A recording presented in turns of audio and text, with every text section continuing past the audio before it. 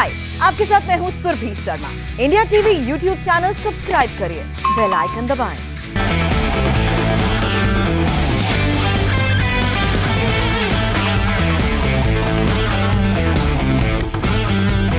नमस्कार। आज की बात की शुरुआत करेंगे आज की सबसे बुरी खबर से।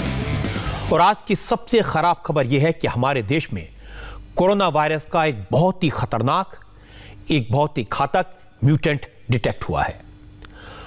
कोरोना वायरस का जो वेरिएंट हमारे देश में मिला है वो हमारे इम्यून सिस्टम को बाईपास कर सकता है, यानी हमारी प्रतिरोधक क्षमता को चकमा दे सकता है, यानी वायरस से लड़ने की हमारे शरीर की ताकत को यह वेरिएंट धोखा दे सकता है। इसका मतलब यह हुआ, आपकी इम्यूनिटी कितनी भी अच्छी हो, अगर आप इस वायरस के संपर्क में आ गए तो यह आपको पकड़ सकता है। अब तक जो लोग सोचते थे कि अगर इम्यूनिटी स्ट्रांग है तो कोरोना से बचे रहेंगे, उनके लिए भी अब खतरा है, क्योंकि कोरोना वायरस लगातार रूप बदल रहा है। इसके नए नए वेरिएंट सामने आ रहे हैं, म्यूटेंट डिटेक्ट हो रहे हैं। खतरे की बात यह है कि अब डबल म्यूटेशन वाला वायरस भी हमारे देश में पहुंच गया है। डबल म्यूटेशन वाला कोरोना का इंडियन वेरिएंट बिल्कुल नया है। इसके बारे में एक्सपर्ट्स के पास भी ज्यादा जानकारी नहीं है। जीनोम सीक्वेंसिंग में इस इंडियन वेरिएंट का पता चला है। जैसे यूके वेरिएंट है, साउथ अफ्रीकन वेरिएंट है, ब्राजीलियन वेरिएंट है, उसी तरह अब कोरोना का इंडियन वेरिएंट भी मिल गया है। एक्सपर्ट का कहना है कि यह वेरिएंट इसलिए ज्यादा खतरनाक है क्योंकि यह इम्यूनिटी को बाईपास कर देता है। और दूसरी बात यह कि कोरोना वायरस का यह रूप बीमारी की इंटेंसिटी को ज्यादा घातक कर देता है, यानी वायरस का यह रूप ज्यादा नुकसान पहुंचाता है। मैं सारी बातें कहकर आपको डराने की कोशिश कतई नहीं कर रहा, लेकिन सच्चाई बताना, असलियत आप तक पहुंचाना, आने वाले खतरे से आपको सावधान करना, यह मेरा फर्ज है। असल में कोरोना के मरीजों की संख्या में लगातार बढ़ोतरी हो रही है, जबरदस्त बढ़ोतरी हो रही है, इसलिए सावधान तो रहना है। पिछले 24 घंटे में 47,000 से ज्यादा नए केसेस सामने आए हैं और सबसे ज्यादा पेशेंट्स, सबसे ज्यादा मरीज महाराष्ट्र में मिले हैं।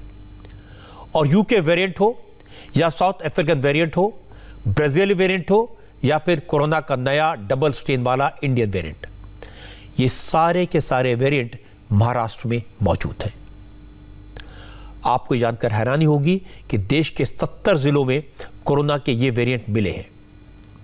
देश के 10 डिस्ट्रिक्ट्स में, 10 जिलों में हाल सबसे बुरा है। और चिंता की बात यह है कि इन 10 जिलों में से 9 जिले महाराष्ट्र के हैं। अब सवाल है कि कोरोना के नए वेरिएंट से बचा कैसे जा सकता है? क्या कोविशील्ड और कोवैक्सीन इस नए वेरिएंट पर असर कर सकती हैं? कोरोना को रोकने में वैक्सीनेशन कितना कारगर साबित हुआ है? और जिस रफ्तार से कोरोना बढ़ रहा है, क्या उस पर काबू पाने के लिए एक बार फिर देश में लॉकडाउन लगाना पड़ेगा? आज मैं आपको इन सारे सवालों के जवाब दूंगा। सबसे पहले सबसे ज्यादा इन्फेक्टेड, सबसे ज्यादा परेशान करने वाले महाराष्ट्र की बात करते हैं। जैसा मैंने आपको बताया कि देश में कोरोना के 47,000 से ज्यादा मरीज मिले हैं 24 घंटे के अंदर, और इनमें से 32,000 केसेस सिर्फ महाराष्ट्र से आए हैं। मुंबई में 5,000 से ज्यादा कोरोना के नए मरीज मिले हैं। देश के जिन 10 जिलों में सबसे ज्यादा एक्टिव केसेस मौजूद हैं, उनमें से 9 सिर्फ महाराष्ट्र के हैं। इनमें भी पुणे, नागपुर, मुंबई, ठाणे और नासिक की हालत सबसे ज्यादा खराब है। त्योहारों का सीजन आने वाला है। 4 दिन के बाद होली है, फिर नवरात्रि शुरू होगी, शबे बारात है, और फिर उसके 15 दिन के बाद रमजान का पवित्र महीना शुरू होगा, फिर ईद आएगी। लेकिन टेंशन यह है कि त्योहारों का ये सीजन कहीं कोरोना के लिए वरदान न बन जाए, कहीं इनसे कोरोना और न बढ़ जाए। इसीलिए एहतियात बरती गई है। आज नई गाइडलाइन जारी की गई है। केंद्र सरकार ने राज्य सरकारों को चिट्ठी लिखकर फेस्टिवल सीजन में सतर्कता और सख्ती बरतने की सलाह दी है। दिल्ली में होली, शब बारात और नवरात्रि पर भीड़ इकट्ठा होने पर रोक लगा दी गई है। हालात को देखते हुए महाराष्ट्र के बीड़ में 26 मार्च से 4 अप्रैल तक लॉकडाउन का ऐलान किया गया है और इसी तरह नांदेड़ में भी 25 मार्च की रात 12 बजे से 4 अप्रैल तक लॉकडाउन लगाया गया है। और यह सब इसलिए करना पड़ा क्योंकि देश के 18 राज्य ऐसे हैं जहां कोरोना वायरस के ऐसे वेरिएंट्स यानी वायरस के ऐसे रूप देखने को मिले हैं जो घातक हैं, जो किलर हैं, जो खतरनाक हैं। साइंस की भाषा में आप इन्हें वेरिएंट्स ऑफ कंसर्न यानी वीओसी कहते हैं। इसके अलावा आज सरकार ने यह भी बताया कि हमारे देश में भी अब वायरस की 2 नई म्यूटेशंस यानी वायरस की संरचना में हुए बदलाव के बारे में पता चला है। इन्हें डबल म्यूटेशन कहा जा रहा है और चिंता की बात है कि महाराष्ट्र, दिल्ली और गुजरात में कोरोना के मरीजों में डबल म्यूटेशन वाला वायरस डिटेक्ट हुआ है। तीसरी बड़ी बात यह है और यह सबसे परेशानी की बात है, आज हेल्थ मिनिस्टर ने साफ साफ लफ्जों में कहा भी कि वायरस के जिन 3 वेरिएंट्स को WHO ने बीमारी फैलाने वाला, कोरोना को बढ़ाने वाला बताया, वो वायरस के 3 रूप यानी ब्रिटेन, साउथ अफ्रीका और ब्राजील वाले वेरिएंट भारत में मौजूद कोरोना वायरस के संक्रमित मरीजों में देखने को मिले हैं। जो डेटा, जो फिगर्स जारी की गई हैं वो चौंकाने वाली हैं। पता चला कि जिन 10,000 से ज्यादा कोरोना पॉजिटिव लोगों के सैंपल्स लिए गए उनमें से 771 सैंपल्स में वेरिएंट ऑफ कंसर्न यानी कोरोना के घातक खतरनाक वेरिएंट मिले हैं। इनमें ब्रिटेन वाले वेरिएंट के 736 नमूने थे, साउथ अफ्रीका वाले वेरिएंट के 34 केस डिटेक्ट हुए और एक केस ऐसा आया जिसमें ब्राजील वाले वेरिएंट का पता चला। आज हेल्थ मिनिस्ट्री के अफसरों के चेहरे पर वायरस के वेरिएंट को लेकर चिंता दिखाई दी, डर दिखाई दिया। जब वो मीडिया से बात कर रहे थे तो वो परेशान दिखाई दिए। आप नीति आयोग के मेंबर डॉक्टर वीके पॉल की बात सुनेंगे तो आपको अंदाजा हो जाएगा इस वक्त हमारे देश में कोरोना वायरस की सिचुएशन कितनी अलार्मिंग है, कितनी खतरनाक है। डेटा के बेस पे जो कंक्लूजन निकले हैं, डॉक्टर भार्गव मेरे बाद थोड़ा सा और भी एक्सप्लेन करेंगे, लेकिन निकल के ये आया है कि हाँ, variants of concern 3 variants, UK का वेरिएंट पर्टिकुलरली हमारे देश में कई जगह पे है, पंजाब में दिख रहा है ज्यादा है, दिल्ली में भी है, सही बात है, उभरा है, इसको हमें मानना होगा। इसके बेस के ऊपर हमें और अपना कवच बढ़ाना होगा, अपनी मेहनत बढ़ानी होगी और इसे फेस करना होगा और हराना होगा। साउथ अफ्रीकन वेरिएंट आया है किसी हद तक और थोड़ा सा ब्राजीलियन वेरिएंट आया है, ये तो एक हिस्सा है रिपोर्ट का। इसके अलावा कुछ और म्यूटेशंस के बारे में भी बताया गया। वो म्यूटेशंस हैं महाराष्ट्र में दिखी, दिल्ली में भी दिख रही है, इस तरह से गुजरात में भी दिख रही है। तो चिंता तो बड़ी है, परेशानी बड़ी है और बड़ी प्रॉब्लम यह है कि अब हमारे देश में डबल म्यूटेशन वाले इंडियन वेरिएंट का भी पता चला है, यानी वायरस के 2 ऐसे नए रूप जिनके बारे में अभी ज्यादा जानकारी किसी के पास नहीं है। आज सरकार की तरफ से कहा गया कि महाराष्ट्र से कोरोना मरीजों के जो सैंपल्स मिले हैं उनमें से 15 से 20% सैंपल्स में वायरस के इंडियन वेरिएंट्स का पता चला है। हैरानी की बात यह है कि अभी तक जितने वायरस के जितने भी जीनोम सीक्वेंस डिकोड किए गए ये उनसे मैच नहीं करते। एक तरह से ये बिल्कुल नए हैं। इनके असर के बारे में, इनके बिहेवियर के बारे में फिलहाल जानकारी नहीं है। अब इन पर स्टडी शुरू हुई है। इसी तरह केरल में भी एक ऐसे वेरिएंट का पता चला जो शरीर के इम्यून सिस्टम को चकमा देता है। अब बड़ा सवाल है क्या वायरस के नए इंडियन वेरिएंट की वजह से हमारे देश में मरीजों की संख्या बढ़ रही है? तो इस पर एक्सपर्ट ने बताया कि फिलहाल इन डबल म्यूटेशन वाले वायरस से कोरोना के फैलने का लिंक एस्टेब्लिश नहीं हुआ है।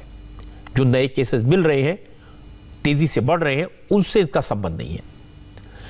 इस वक्त यह कहना मुश्किल है कि मरीजों की संख्या इस म्यूटेशन की वजह से बढ़ी है या नहीं। We have seen this double mutant E484Q and L452R. So this is the double mutant which has been observed in 206 samples in Maharashtra and then in a varied number in Delhi also 9 samples and so on.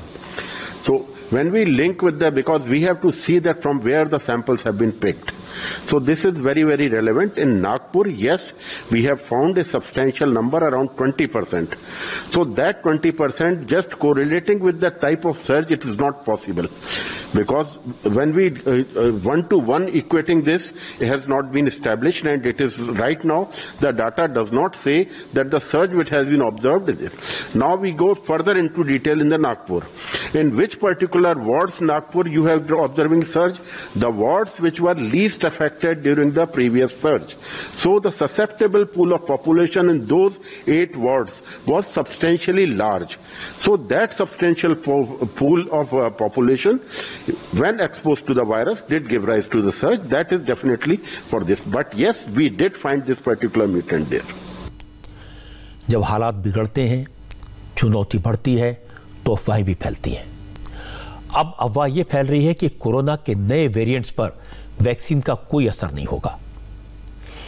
यह अफवाह भी फैलाई जा रही है कि Covishield हो या कोवैक्सीन, कोरोना के बदले हुए रूप पर यह असर नहीं करेगी।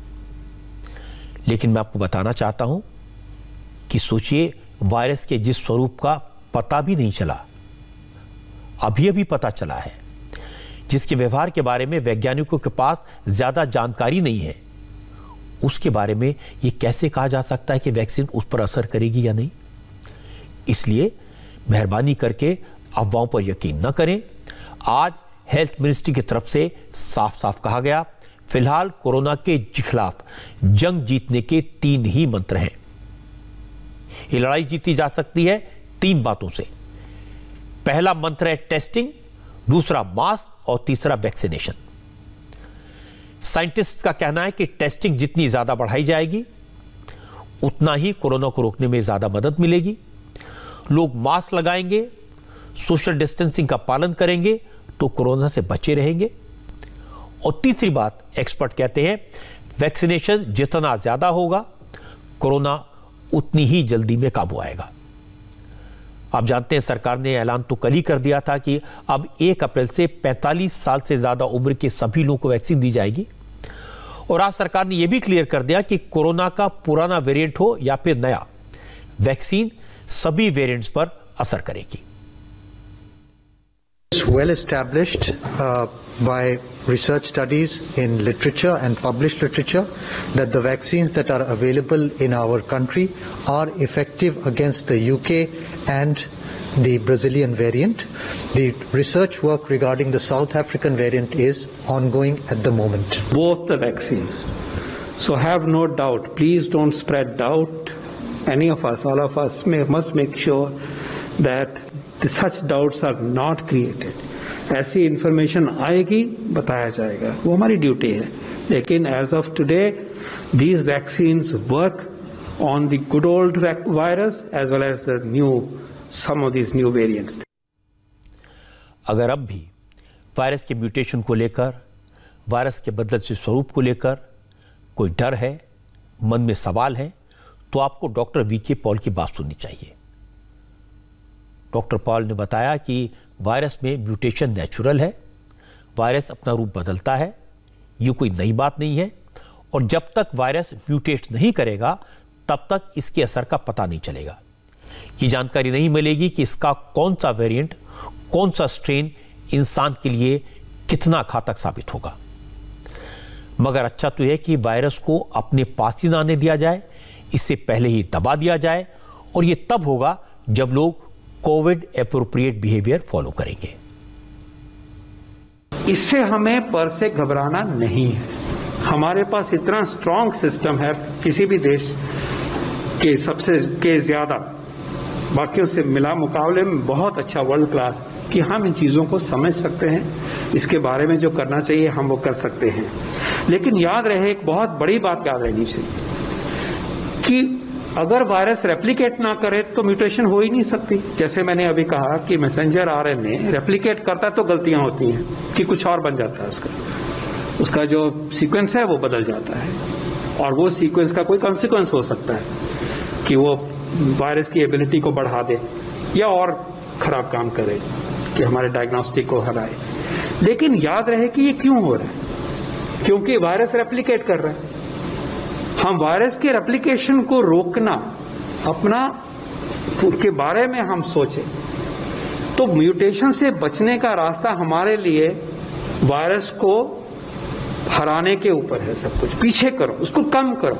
समाज में वायरस जितना कम दबाओ, आपने ये शब्द हमारे से सुने, suppress the chain of transmission. आप जितना सप्रेस करेंगे वायरस हमारे देश की धरती के ऊपर उतना ही कम रेप्लिकेट होगा।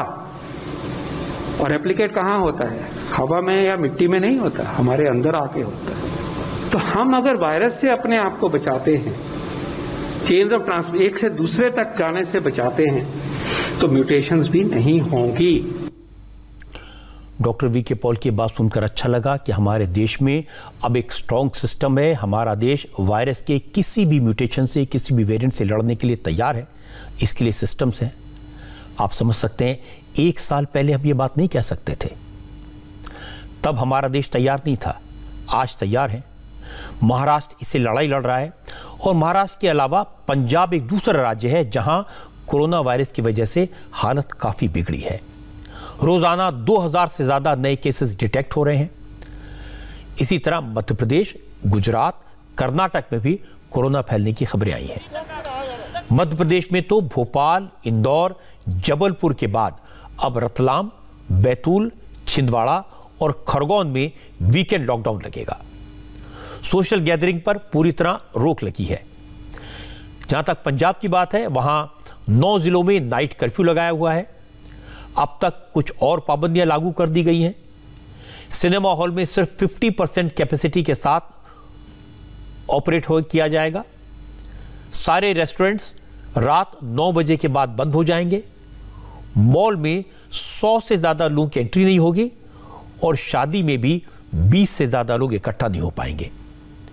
आज हेल्थ मिनिस्ट्री की तरफ से यह कहा गया कि पंजाब की आबादी के हिसाब से इतने केसेस का सामने आना चिंता की बात है। पंजाब सरकार की तरफ से कहा गया कि जो नए मामले सामने आ रहे हैं उनमें ज्यादातर में ब्रिटेन वाला स्ट्रेन मौजूद है। हालांकि आज पंजाब के हेल्थ मिनिस्टर ने यह भी कहा कि सारे मामले बाहर से नहीं आए, कई लोग मुंबई से भी लौटे हैं।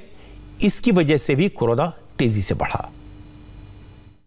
जरूरी नहीं कि आदमी कहाँ से पॉजिटिव होता है। बहुत सारे लोग बम्बे से ही पॉजिटिव हो गए। हमारे जो ट्रांसपोर्ट का काम भी, जब बिजनेस का ज़्यादातर काम हमारा बम्बे महाराष्ट्र के साथ काफ़ी है, वहाँ तो 1 नंबर पे चल रहे हैं वो, तो वहाँ से भी लोग आ सकते हैं। कुछ बम्बे से लोग बाहर आए हैं, कुछ कहीं से आए हैं। तो ऐसे एकदम नहीं कि डायरेक्ट वो हो गया, लेकिन आस्ते आस्ते बढ़ा है, लेकिन हम कंट्रोल करेंगे। ट्रेसिंग, टेस्टिंग और ट्रीटमेंट तीनों को टीकों पर पूरा काम करेंगे।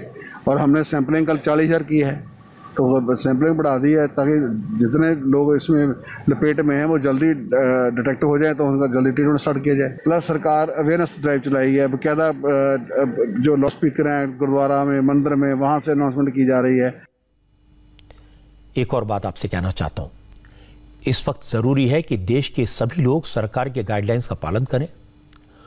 कोरोना में जंग में सरकार का साथ दें। इस वक्त सबसे ज्यादा जरूरी है कि सभी 135 करोड़ लोग एक साथ मिलकर कोरोना के खिलाफ खड़े हो जाएं। अगर कोरोना से बच गए तो बाद में सियासत के बहुत मौके मिलेंगे। अगर कोरोना से बच गए तो होली और ईद हर साल मनाएंगे। और मैं ये बात इसलिए नहीं कह रहा कि जब सरकार थोड़ी सख्ती करती है तो कुछ नेता बयानबाजी करते हैं। होली पर पाबंदी लगेगी तो सरकार को हिंदू विरोधी बताएंगे, ईद पर रोक लगेगी तो सरकार को मुस्लिम विरोधी बताएंगे। मैं कहना चाहता हूं कि कोरोना के साथ साथ ऐसे नेताओं से भी सावधान रहिए, क्योंकि वो भी आपके दुश्मन से कम नहीं है। और दूसरी बात है कि अगर आपकी उम्र 45 साल से ऊपर है तो 1 अप्रैल के बाद वैक्सीन जरूर लगवाइए। अगर 60 साल से ऊपर है तो तुरंत वैक्सीन लगवा सकते हैं, क्योंकि वैक्सीन ही कोरोना से बचाएगी। अगर वैक्सीन लगवा ली, टीका लगवा लिया, तो कोरोना प्रोटोकॉल का पालन भी साथ साथ करिए। घर से तभी निकलें जब जरूरी हो। मास्क जेब में रखने के बजाय मुंह पर लगाइए। मुंह और नाक ठीक से ढकिए। मुंह और नाक पर हाथ लगाने की आदत को छोड़ दीजिए। बार बार हाथ धोइए। सैनिटाइजर का इस्तेमाल करिए। भीड़ का हिस्सा कतई मत बनिए। अगर इतना कर दिया तो कोरोना आपका कुछ नहीं बिगाड़ पाएगा, और अगर ये नहीं किया तो कोरोना आपकी दुनिया को उजाड़ सकता है। और मैं फिर से कह रहा हूं, जिन मुल्कों ने सावधानी नहीं बरती, जहां लोगों ने कोरोना को हल्के में लिया, लापरवाही की, वहां कब्रों के लिए जमीन कम पड़ रही है। और ये अब की ताजा खबर है, ब्राजील में यह हो रहा है। हमारे देश में कोरोना का ब्राजील में वेरिएंट पहुंच चुका है, इसलिए बहुत बहुत एहतियात की जरूरत है, क्योंकि कोई नहीं चाहेगा कि हमारे देश की हालत भी अमेरिका, ब्रिटेन या ब्राजील जैसी हो जाए। कोरोना के कारण जो मौतें हो रही हैं उसके मामले में अमेरिका नंबर 1 है, ब्राजील नंबर 2 है और हम नंबर 3 पर। अगर सावधानी ना बरती तो नंबर 3 से 2 पर पहुंचने में वक्त नहीं लगेगा। और नंबर 2 पर जो ब्राजील है उसका हाल मैं आपको दिखा देता हूं। ब्राजील में कोरोना से होने वाली मौतों का रोज नया रिकॉर्ड बन रहा है। पिछले 24 घंटों में पहली बार कोरोना ने ब्राजील में 3200 से ज्यादा लोगों की जान ली थी। इसमें भी ब्राजील के सबसे ज्यादा आबादी वाला स्टेट साओ पाउलो है। यहां 1000 से ज्यादा लोगों की जिंदगी की डोर टूट गई। हालत यह है कि अब ब्राजील में कब्रों के लिए जगह कम पड़ रही है। बड़े बड़े मैदानों को कब्रिस्तान में तब्दील कर दिया गया है। सरकारी कर्मचारी दिन रात कब्रें खोदने में लगे हुए हैं। एक ही कब्र में एक साथ कई कई लाशों को दफनाया जा रहा है। ब्राजील में कोरोना के करीब 3 लाख लोगों की मौत हो चुकी है। पूरा हेल्थ सिस्टम कोलैप्स हो चुका है। हॉस्पिटल में आईसीयू बेड्स और ऑक्सीजन सपोर्ट सिस्टम की कमी हो रही है। हालात को देखते हुए ज्यादातर स्टेट्स ने रेस्ट्रिक्शंस लगाई हैं, पाबंदियां लगाई हैं। ब्राजील में पहले न तो सरकार ने और न ही वहां के लोगों ने कोरोना को सीरियसली लिया था, न सावधानियां बरती। इसकी वजह से कोरोना ने पूरे देश को अपनी चपेट में ले लिया। अब सरकार ने वैक्सीन प्रोग्राम को तेज किया है। सरकारी टीम्स दूर दराज के इलाकों में, छोटे छोटे गांव में जाकर लोगों को वैक्सीन की डोज दे रही हैं। लेकिन अब हालत इतनी ज्यादा खराब हो गई है कि कोरोना के काबू आने में वक्त लगेगा।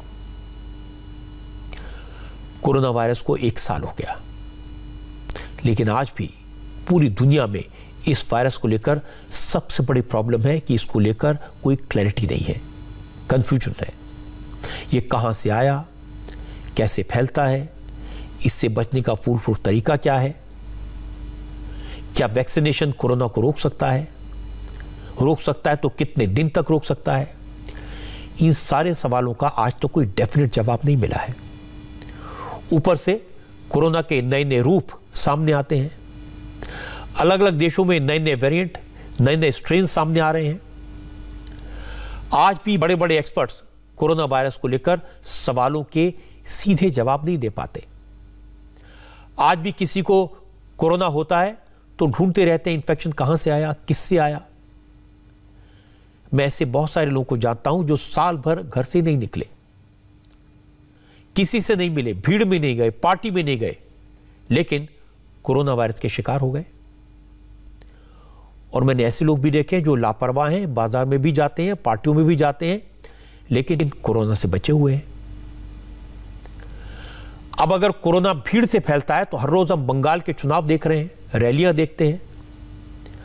कई महीनों से किसान दिल्ली के बॉर्डर पर हजारों की संख्या में बैठे हैं। ऐसी जगहों पर तो कोरोना स्प्रेड नहीं हुआ, फैला नहीं।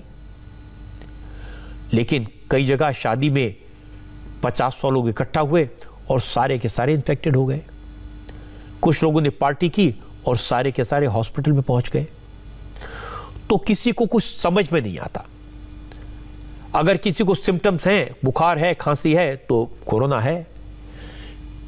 सिम्टम्स नहीं है, ना बुखार है, ना खांसी है, तो भी कोरोना है।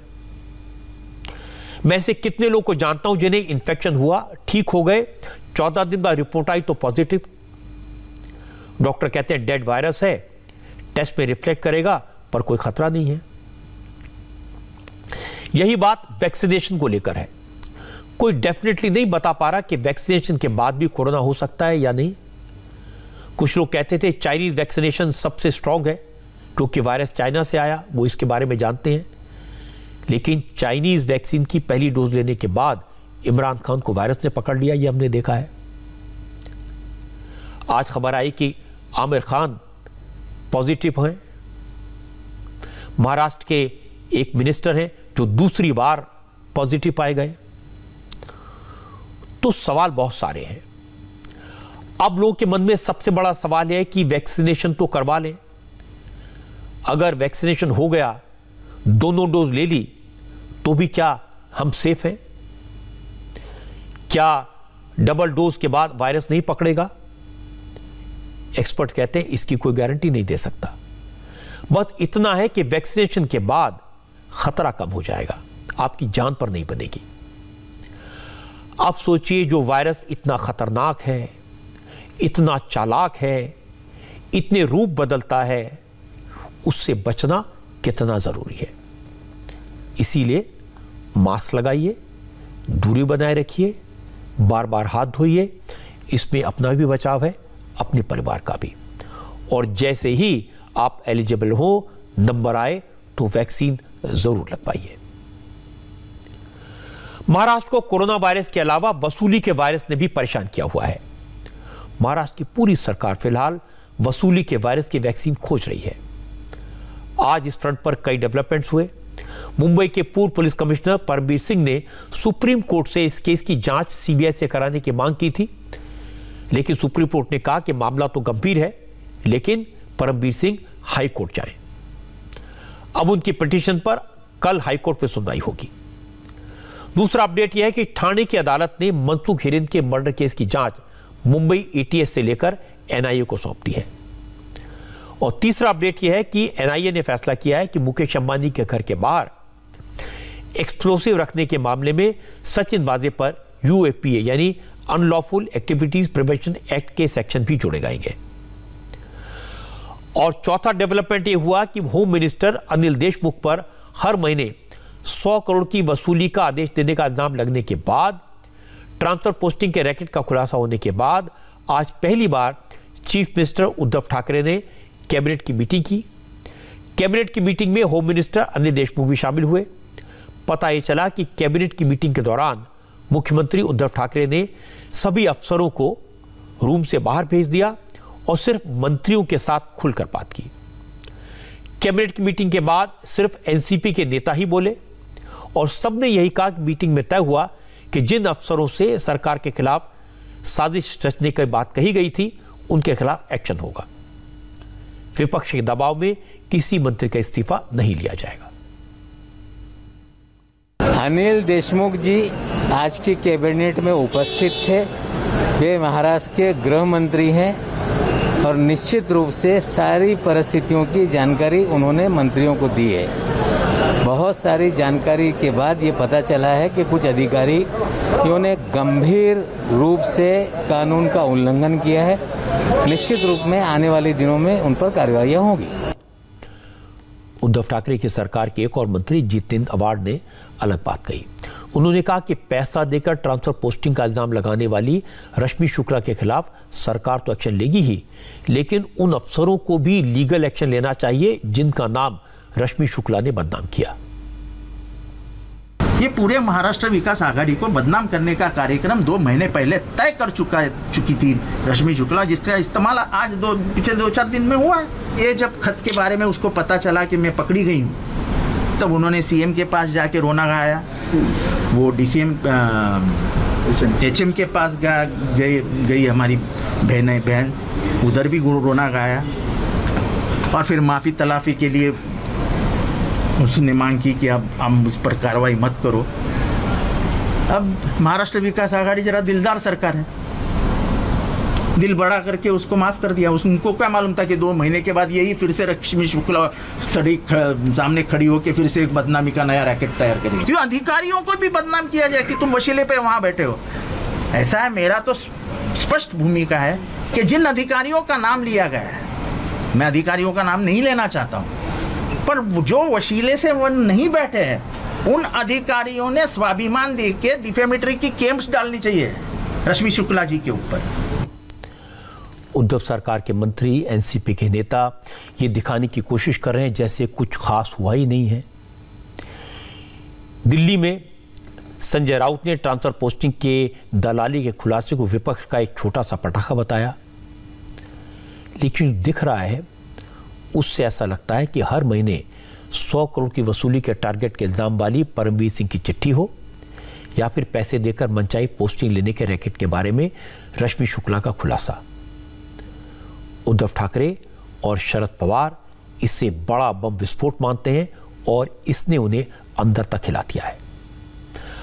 अब तक ऊपर से सब कुछ शांत दिख रहा है, कांग्रेस बिल्कुल खामोश है और उद्धव ठाकरे ये बात समझ रहे हैं कि खामोशी कितनी खतरनाक होती है और कितनी खतरनाक होगी इसका अंदाजा शायद कल लगे जब वसूली के मामले में परमवीर सिंह की पिटीशन पर बॉम्बे हाईकोर्ट में सुनवाई होगी। बिहार विधानसभा में मारपीट के मामले में भी आज जमकर राजनीति हुई। इस हंगामे की कुछ और तस्वीरें सामने आई हैं, ये मैं आपको दिखाऊं इससे पहले 20 सेकंड का स्पॉन्सर मैसेज।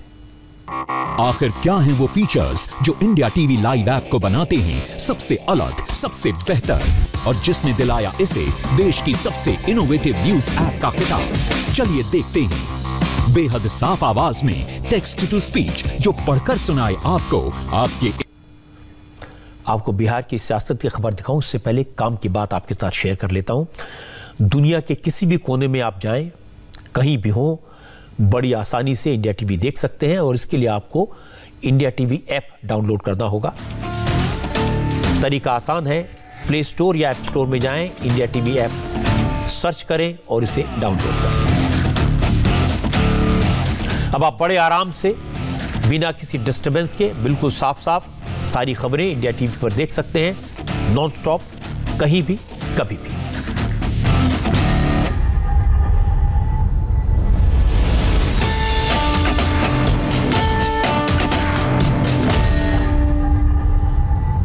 और अब मैं आपको बिहार की सियासत का हाल दिखा देता हूं। आज बिहार के विरोधी दलों में बहुत गुस्सा था। उन्होंने विधानसभा के बाहर खुले मैदान में असेंबली की कार्रवाई शुरू की। विधानसभा ने असली प्रोटेस्टिंग तो अंदर चल रही थी और विधानसभा के बाहर पार्क में एक डमी प्रोसीडिंग चल रही थी। कल विधानसभा में घुसकर जिस तरह पुलिस ने विपक्ष के विधायकों को पीटा, इसके खिलाफ आज विरोधी दलों के विधायकों ने बाहर मैदान में विधानसभा की कार्रवाई शुरू की। कुछ विधायकों ने आंखों पर पट्टी बांधकर सरकार के खिलाफ नारेबाजी की। कुछ विधायकों ने अपने बीच से ही आरजेडी के एमएलए भूदेव चौधरी को डमी स्पीकर बनाया और कार्रवाई शुरू कर दी। डमी स्पीकर भूदेव चौधरी ने पटना के डीएम और एसएसपी को बर्खास्त करने का आदेश दिया। माननीय सदस्यगण, कल जो घटना घटी है, पूरा बिहार, पूरा सदन मर्माहत है। सदन काफी दुखी है। मैं आसन से ये घोषणा करता हूँ कि कल की घटनाओं को देखते हुए एक निंदा प्रस्ताव लाती है और यहाँ के डीएम, पटना के डीएम और एसपी को बर्खास्त करने की मैं सदन की कार्रवाई चल रही है। स्पीकर बनाए गए हैं, ये स्पीकर। कल विधानसभा जो हुआ उसका असर आज विधान परिषद में भी दिखाई दिया। विरोधी दलों ने आवाज उठाई, इसके विधायकों ने हंगामा किया तो मुख्यमंत्री नीतीश कुमार ने आज फिर आपा खो दिया। विधान परिषद में विरोधी दलों के मेंबर हंगामा कर रहे थे, सरकार के खिलाफ नारे लगा रहे थे, तो नीतीश कुमार परेशान हो गए, नाराज हो गए और खड़े होकर उन्होंने अपनी नाराजगी जाहिर भी कर दी। जनता रिजेक्ट किया है और आप लोगों का ठीक से जवाब देगी। नहीं, ठीक है। और सबको मालूम नहीं है कि क्या कर रहे हो है? और यहाँ के लोग शांति से बैठे हैं। आप लोग जो अटैक करते हो, इधर के लोग अटैक करते हैं, इधर के लोग सुन लेते हैं। इस तरह का कांग्रेस के लोग भी यहाँ एक नई परंपरा का घर में पढ़ करके अपने आप को भी बर्बाद कर रहे हैं। नेता बोल रहे हैं, आप समझ लीजिए। सदन नेता बोल रहे हैं, आप समझ लीजिए। सुनिए, सदन नेता बोल रहे हैं, विधानसभा में इस तरह का नहीं। आप विधानसभा के अध्यक्ष के पद पर किस तरह से किया, तो यहाँ क्या किया वहां जाके पता कर लीजिए। और पूरा का पूरा एनडीए के तमाम लोग बैठे रहे हैं। आप लोग बात कर रहे हैं, अंदर बैठिए, आप लोग बैठिए। बताना चाहिए यही भी चीज को, और चुपचाप अपने कार्यक्रम में हिस्सा लीजिए, अपनी बात कहिए। क्या संख्या है इधर की, क्या संख्या है पता कुछ बोल रहे हैं, आप लोग खड़े हल्ला कर रहे हैं। नीतीश कुमार बिहार पुलिस के एक्शन को बार बार जस्टिफाई कर रहे हैं। वो बार बार कह रहे हैं कि विरोधी दलों के विधायकों ने जो किया वो गलत था। स्पीकर को घेरना, स्पीकर के चेंबर के बाहर धरना देना, स्पीकर को चेंबर से बाहर न निकलने देना, ये ठीक नहीं है। विपक्ष के व्यवहार के कारण स्पीकर को पुलिस बुलानी पड़ी, इसमें गलत क्या है? आज बोल रहे हैं कि पुलिस वाले आई, तो स्पीकर साहब के हाथ में है पूरी स्थिति को नियंत्रित करने के लिए। वो कोई भी सेवा ले सकते हैं और ऐसी कोई बात नहीं। लेकिन जो कुछ भी किया वहां पर, आज तक क्या कोई स्पीकर के चैम्बर के बाहर इस तरह से कभी कोई किया है? बंधक बना दिया। और वो एक मीटिंग बुलाए थे, उस मीटिंग में भी एक एक बात कही गई, वो बंधक बना दिए गए। और उनका जो आसन है विधानसभा के अंदर, उसके साथ किस प्रकार से किया गया व्यवहार। दूसरी तरफ पुलिस के एक्शन का एक बड़ा असर यह हुआ कि विरोधी दलों के विधायक एकजुट हो गए हैं। तेजस्वी यादव ने पुलिस के एक्शन को सरकार के खिलाफ एक बड़ा इशू बना दिया है। आज तेजस्वी ने कहा, अगर नीतीश कुमार ने सरकार के एक्शन के लिए माफी नहीं मांगी तो इस बात पर आम राय बनाएंगे कि विपक्ष के विधायक अपने बचे हुए टर्म में विधानसभा की कार्रवाई का बॉयकॉट करें। तेजस्वी ने कहा कि नीतीश कुमार जो गलती कर रहे हैं वो कितनी खतरनाक है, इसका अंदाजा उनको भविष्य में जरूर होगा। नीतीश कुमार जी को जानना चाहिए कि सरकार जो है आनी जानी चीज़ है, आती है जाती है। ये Nitish Kumar ji C grade party के सी ग्रेड नेता, जो खुद अनुकंपा पे मुख्यमंत्री, बैसाखी पे मुख्यमंत्री हैं। ये जो हिटलर शाही, तानाशाही जो चलाने का काम किया सदन में, इनको याद करना चाहिए जो कानून पेश किए हैं। आज तो विधायकों को विधानसभा में पीटा जा रहा है, सादे कपड़ों में पुलिस को, बाहरी लोग को बुला करके पिटवाने का काम किया गया है। तो घर में भी विधायकों को पीटेंगे, लेकिन इसी कानून के तहत नीतीश कुमार जी जान लें कि कोई वो परमानेंट सीट पे बैठने वाले नहीं हैं। नीतीश कुमार जी को ये पता होना चाहिए कि पूर्व मुख्यमंत्री को भी इसी कानून के तहत घर में घुस के पीटा जा सकता है। बिहार असेंबली में विधायकों के साथ पुलिस ने मारपीट की, उन्हें घसीटा, अपमानित किया, ये बुरा हुआ। लेकिन जिस तरह से नीतीश कुमार और आज सुशील मोदी ने पुलिस के एक्शन को जस्टिफाई करने की कोशिश की, वो और भी बुरा हुआ। नीतीश कुमार और सुशील मोदी जयप्रकाश नारायण के छात्र आंदोलन से निकले हुए नेता हैं।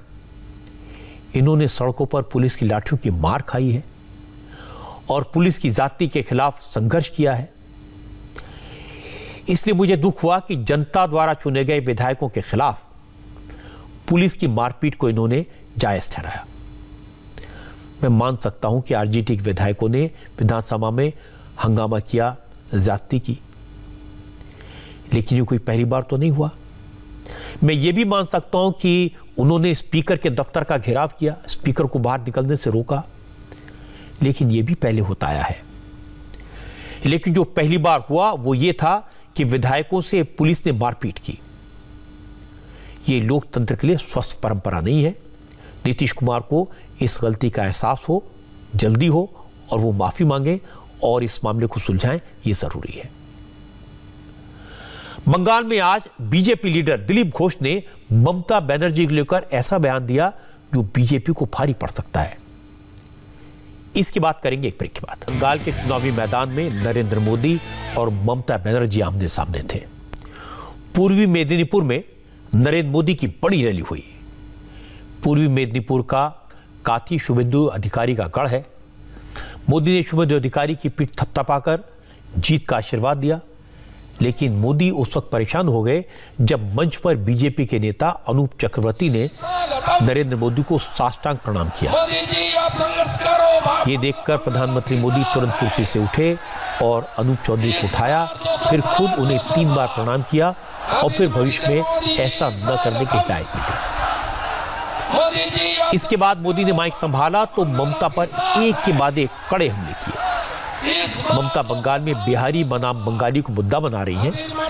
ममता बनर्जी बीजेपी पर बंगाल में चुनाव में बाहरी लोगों के इस्तेमाल का आरोप लगा रही हैं। वो बीजेपी के नेताओं को बाहर वाला कहकर अटैक करती हैं। बीजेपी के नेताओं को टूरिस्ट बताती हैं। इस पर मोदी ने कहा कि बंगाल की धरती गुरु रविन्द्रनाथ टैगोर की धरती है, बंकिम चंद्र चटर्जी और सुभाष चंद्र बोस की भूमि है, जिन्होंने पूरे देश को अपना माना। मोदी ने कहा कि बंगाल में जब बीजेपी की सरकार बनेगी तब मुख्यमंत्री बंगाल की धरती का ही होगा। जिस बंगाल ने पूरे भारत को वंदे मातरम की भावना में बांधा है, उस बंगाल में ममता दीदी बोहिरा गोतो की बात कर रही है। बोहरी गोतो, बोंगो भूमि और भारत भूमि, यही भूमि ते कोनो भारतवासी बोहिरा गोतो नय। बोलुन बोलुन भारत माता की, भारत माता की, भारत माता की वंदे वंदे वंदे। और इसी धरती से गुरुदेव ने कहा, और जो हम रोज कहते हैं, पंजाब सिंध गुजरात मराठा द्राविड़ उत्कल बंग विंध्य हिमाचल यमुना गंगा उच्छल जलधि तरंग। उस बंगाल में दीदी बहिरा गोतो टूरिस्ट कहा जा रहा है, मजाक उड़ाया जा रहा है, अपमान किया जा रहा है। दीदी, गुरुदेव रविंद्रनाथ ठाकुर की बंगभूमि के लोग किसी को बहिरा गोता नहीं मानते, बहिरा गोतो नहीं मानते। बंगाल में बीजेपी की जो राज्य सरकार आप बनाने जा रहे हैं, उसमें मुख्यमंत्री की जिम्मेदारी इसी मिट्टी के संतान की होगी, यही बंगाल की भूमि के संतान। जिस वक्त प्रधानमंत्री मोदी पूर्वी मेदिनीपुर में ममता बनर्जी पर हमला कर रहे थे, उसी वक्त ममता बनर्जी बांकुड़ा में थी। आज ममता बनर्जी ने बांकुड़ा में 3 पब्लिक मीटिंग्स की और हर रैली में कहा बीजेपी वाले आएंगे तो बंगाल को बर्बाद करेंगे, बंगाल की संस्कृति को खराब करेंगे, इसलिए बीजेपी को बंगाल में पैर रखने की जगह नहीं देनी है। কৃষক বন্ধুদের নরেন্দ্র মোদীর 3টে সিন্ডিকেট একটাই, একটা অমিত শাহ, একটা নরেন্দ্র মোদী আর একটা আদানি। সব চাষের জমি লুট করে নিয়ে চলে যাবে আদানি, সব ফসল লুট করে নিয়ে যাবে, আলু পেঁয়াজ সব লুট করে নিয়ে যাবে। শুধু নরেন্দ্র মোদী খাবে, অমিত শাহ খাবে আর ওই আদানি খাবে, আর বাদ বাকি সব বাংলার মানুষ, সারা দেশের মানুষ তারা কেঁদে কেঁদে বেড়াবে। বহিরাগত গুন্ডাদের নিয়ে আসছে বাংলায়। শুনুন, বাংলায় যারা বাংলায় থাকে আমরা তাদের বহিরাগত বলি না। সে রাজস্থানী হোক, পাঞ্জাবি হোক, সিন্ধ হোক, গুজরাটি হোক, মারওয়ারি হোক, তামিল হোক, দিল্লি হোক, আমরা তাদের বহিরাগত গুন্ডা বলি না। বহিরাগত গুন্ডা কাদের বলি? উত্তরপ্রদেশের গুন্ডাদের সাজিয়ে পাঠিয়ে দিচ্ছে এখানে, কপালে তিলক কেটে একটা গেরুয়া ড্রেস পরে পানবাহার চিবোতে চিবোতে আমাদের বাংলার সংস্কৃতিকে ধ্বংস করে দিচ্ছে। ममता बनर्जी ने मोदी पर सियासी अटैक किया, मोदी ने भी ममता पर पलटवार किया। लेकिन हर बार ममता बनर्जी को ममता दीदी कहा। किसी तरह से उन्होंने ममता का अपमान नहीं किया, शालीनता बरती। लेकिन आज पश्चिम बंगाल बीजेपी के अध्यक्ष दिलीप घोष ने एक बड़ी गलती कर दी। उनका ऐसा बयान सामने आया जो बीजेपी को भारी पड़ सकता है। दिलीप घोष ने ममता बनर्जी के पैर में लगी चोट पर कमेंट किया और कमेंट करते करते वो कह बैठे कि ममता बनर्जी को साड़ी की जगह बरमूडा पहनना चाहिए, जिससे उनके पैर का प्लास्टर ठीक से दिख सके। আবার বলছে প্লাস্টার করে দিল প্রথম দিন, হাড় ভেঙেছে কিনা আমরা জানি না, কোনো রিপোর্ট দেখিনি। আর যদি ভেঙেই থাকে কমপক্ষে 21 দিন প্লাস্টার থাকে, আর 60 বছর পার হলে তো 1 মাস 1.5 মাসও থাকে, কিন্তু 2 দিনের মধ্যে প্লাস্টার কেটে দেয় এরকম ডাক্তার কোনোদিন দেখিনি। এই ডাক্তার কোথা থেকে পাস করেছে, কে সার্টিফিকেট দিয়েছে, সেই ডাক্তারটাকে আবার দেখতে হবে আমাদেরকে। হাত পা ভেঙে যেতে দুদিনে সেরে যায়, নিশ্চয়ই কোনো মন্ত্রতন্ত্র জানে, নাহলে পারবে না কেউ। প্লাস্টার কাটা হয়ে গেল, ক্রেপ ব্যান্ডেজ বাঁধা হয়ে গেছে, আর পা তুলে তুলে সবাইকে দেখাচ্ছে। শাড়ি পরে আছেন, একটা পা ঢাকা একটা খোলা, এরকম শাড়ি পরতে দেখিনি। যদি পাটা বার করে রাখবেন, শাড়ি কেন বারমুড়া পরতে পারেন, তাহলে পরিষ্কার দেখা যায়। কত নাটক দেখবো। আর दिलीप घोष के इस बयान को ममता बनर्जी, तृणमूल कांग्रेस मातृशक्ति का अपमान का मुद्दा बनाएंगे, बंगाल की बेटी के अपमान का मुद्दा बनाएंगे और फिर बीजेपी को जवाब देना मुश्किल हो जाएगा। सियासत की बातें बहुत हुई। आज कश्मीर से एक बड़ी अच्छी तस्वीर आई है। ये खूबसूरत तस्वीर देखेंगे एक ब्रेक के बाद। अब आपको कश्मीर की एक खूबसूरत तस्वीर दिखाना चाहता हूं। कश्मीर में नए टूरिस्ट सीजन की शुरुआत के साथ ही एशिया का सबसे बड़ा ट्यूलिप गार्डन कल से आम लोगों के लिए खुल जाएगा। ये ट्यूलिप गार्डन करीब 30 हेक्टेयर इलाके में फैला हुआ है। यहाँ 64 वैरायटी के करीब 15 लाख फूल खिले हुए हैं। ट्यूलिप गार्डन 2 साल बाद खोला जा रहा है। पिछले साल कोरोना महामारी की वजह से ट्यूलिप गार्डन बंद रखा गया था। प्रधानमंत्री नरेंद्र मोदी ने ट्वीट करके लोगों से ट्यूलिप गार्डन घूमने की अपील की। प्रधानमंत्री ने लिखा, जब भी आपको मौका मिले जम्मू कश्मीर की यात्रा करें और सुंदर ट्यूलिप गार्डन का दर्शन करें।